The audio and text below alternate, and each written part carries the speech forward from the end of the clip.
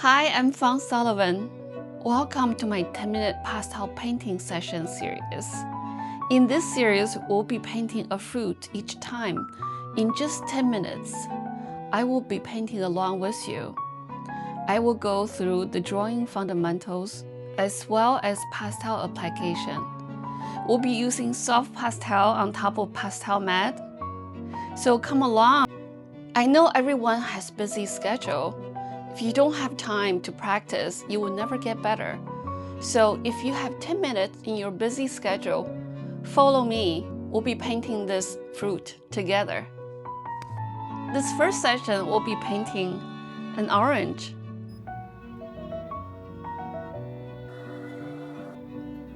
So we'll start with the wine charcoal. We'll define the top and bottom of the orange, and left and right of the orange with a straight line. Then we'll start blocking in the overall shape.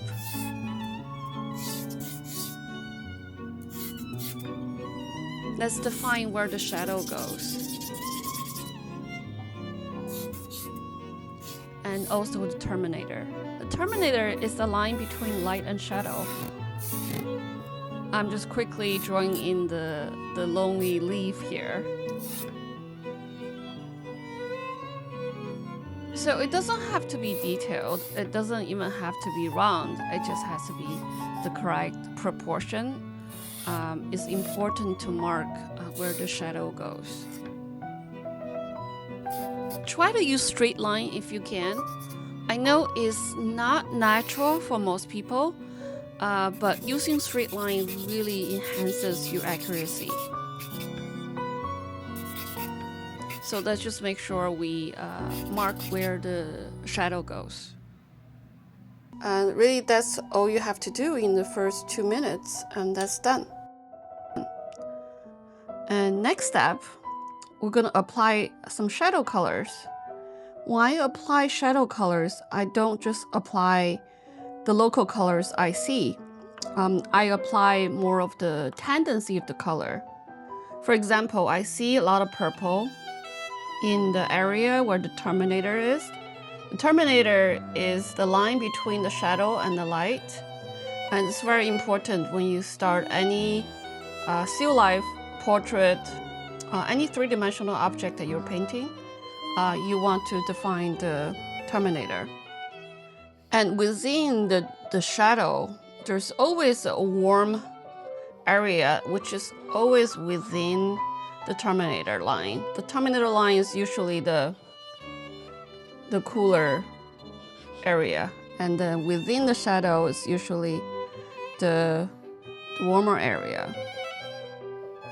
So we want to have some of the warmer area here, which have some bronze and some light pink.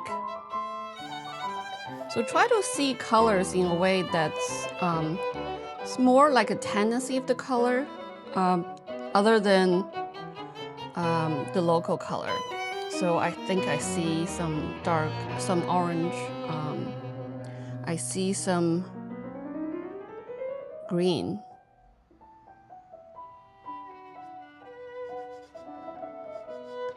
And those are the colors I see in this shadow.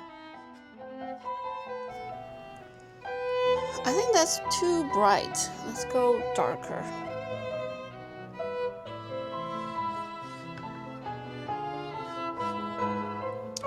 Blue is really a complementary color to the orange, so I think that's gonna look great with the fruit.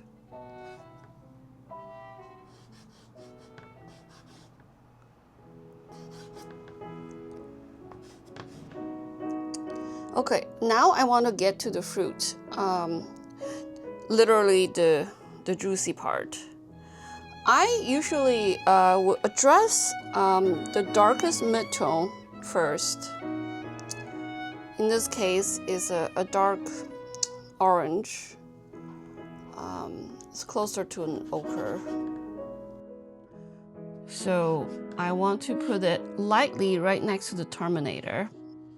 I want to be careful with the leaf, which is overlapping the shadow right now. But Let's just make it clear. So that's my midtone. I want to put a little midtone on the edge because when the orange is turning around, it's going around from the light source, which is coming from the left side. I usually then go for the highlight. In this case, it's not white, it's a pink. So I'm gonna put the highlight right where the light is hitting the orange. And then I want to start filling the steps in between, which are the midtones. So going from the darker midtone, I have a medium midtone. I'm not using orange, I'm using pink because I see a lot of warm tones in it. And you want to be creative. There's no need to use the local color all the time.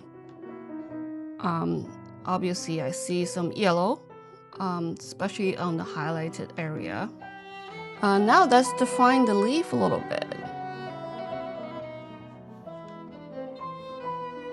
I see a lot of blue, dark blue in the shadow of the leaf. Very straightforward. We see some warm green on the highlighted side of the leaf. Put it in. Be bold with your strokes. One single stroke is enough. There's a reason I like branches on the orange, and it's really fun to make a contrast between the linear elements and the round objects, and it really creates a nice harmony there. So this is almost done. So we just need to continue to incorporate the subtle planes in the orange. That's one thing I mentioned a lot in my portrait from life class. I wanted my students to pay attention to the planes of the portrait, because if you're painting a round object with just smooth, round smudges, it will become muddy, especially for the structure. It won't be clear how the orange is turning around. In order to make it clear, we want to show the different planes that's there. So basically, you want to think in a three-dimensional way before you even pick up the pastel or your brush. Don't be afraid of overlapping your strokes with pastel, because especially with the pastel mat I'm using, it takes many layers. I want to incorporate some of the cooler tones in my drawing because it's all about color harmony. It's all about creating balance with your colors. So here I have some cooler tones, especially on the edge, because we are on a blue-gray background and there are reflections, but I want to make it slightly lighter where the light hits the orange. This is the edge. The edge is very important. We want to pay attention to the lost and found edge for sure, especially this area. I do use my finger to smudge certain part of the edge just to make it turn. So one other thing I want to do is I see a lot of color, a very saturated color. In this area, I want to really bring out the orange in this area. Sometimes that you don't have to have the exact color. You pay attention to the value level in this orange.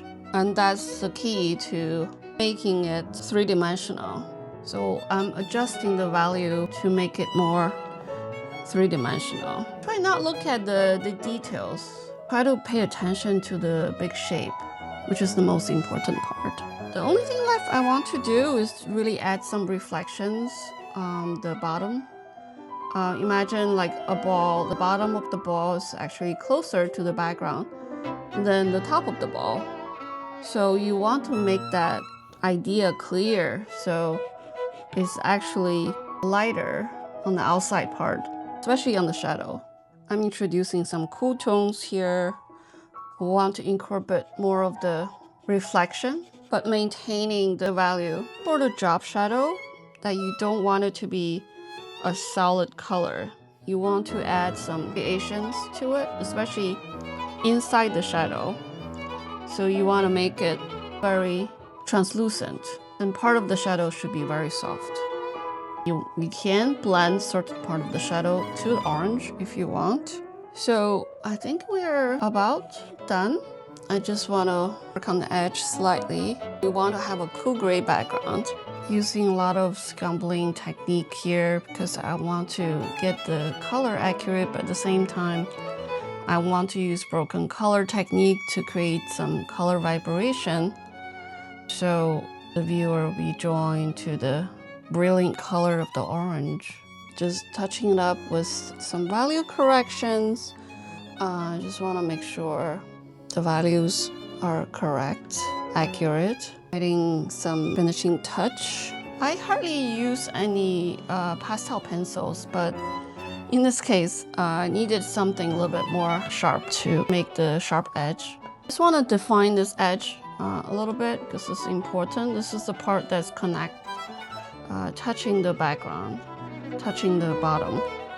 So I want to make it clear that this is a plane. So sometimes I literally create the plane just by defining the turning point of the plane and getting to it. Same thing with this edge here. So I want to make it clear that it's turning around. So here's my orange.